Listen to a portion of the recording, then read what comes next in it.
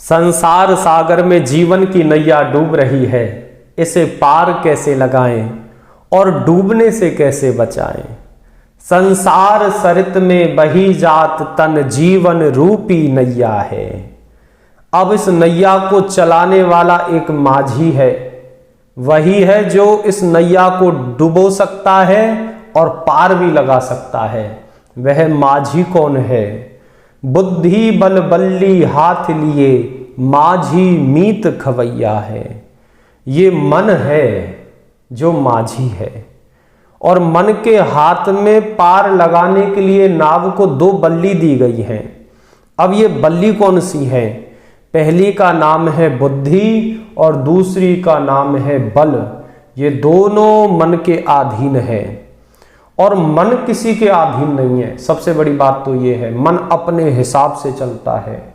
अब ये मन रूपी माझी ने क्या किया है हमारे साथ में? माया का माल लदाया है विषयों की झोली भर भर के। इस मन ने माया का माल लदा दिया है। कभी सोच रहा है कि बहुत बड़ा मकान हो जाए, बहुत बड़ा मकान हो गया तो सोच रहा है बहुत बड़ी गाड़ी हो जाए, बहुत पैसा हो जाए, सुंदर स्त्री हो जाए, मैं विश्व का सबसे धनी आदमी हो जाऊं, सब मेरे आगे छोटे हो जाए, मैं बलवान हो जाऊं, मैं रूपवान हो जाऊं। ये मन ने विषयों में फंसा दिया, और विषयों की झोली इसने बना ली और नाव में लाद दी। सबसे बड़ी बात तो ये है कि ये नाव विषयों की झोली ले जाने के लिए नहीं बनी है। जैसे इस नाव में विषयों की झोली को लादोगी, ये डगमगाने लग जाएगी और डूबने लग जाएगी। तो ये नाव किस लिए बनी है, क्या ले जाने के लिए बनी है? बस प्रेम पार पहुंचाने को यह साधन रूपी नैया है। केवल प्रेम पार इससे पहुंचा सकते हो, अपने पुण्य पार पहुंचा सकते हो, जो भी आपने सेवा करी है वह पार पहुंचा सकते हो, और कोई चीज को यह पार नहीं उतार सकती।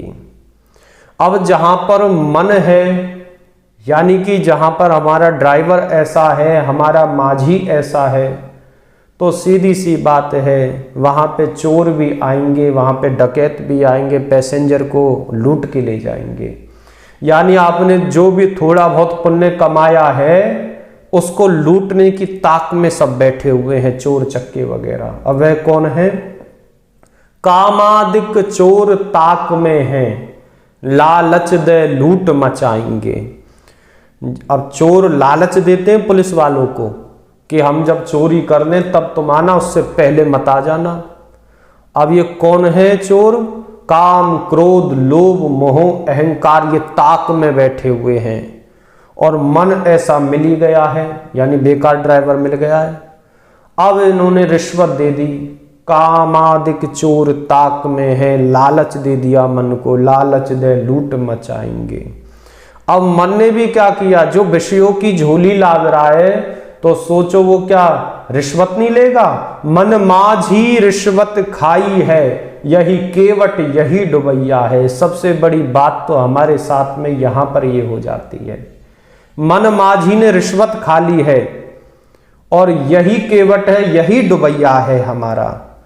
अब करना क्या है, कैसे पार उतरे? उधर मन बेकार, इधर चोर भी बड़े खतरनाक आ गए, और अब डूबना तो हमारा तय है, हम पार उतर नहीं पाएंगे। क्या करना है हमें? प्रण की पतवार रखोगे दृढ़ सतमार्ग से सीधी नाव रहे। पहले तो विषयों के झोलों को उठा उठा के फेंको नदी में, और प्रण कर लो कि मुझे पुण्य करना है, प्रण कर लो मुझे केवल सेवा करनी है, प्रण कर लो मुझे कर्म करना है और कर्म के साथ साथ भजन करना है, प्रण कर लो कि भगवान ने जितनी जिम्मेदारी दी है, किसी का बाप बना के भेजा है, किसी का बेटा बना के भेजा है, किसी की बहन बना के भेजा है, तो किसी की माँ, किसी की पत्नी, किसी की भूआ, सब रिश्ते निभाने हैं।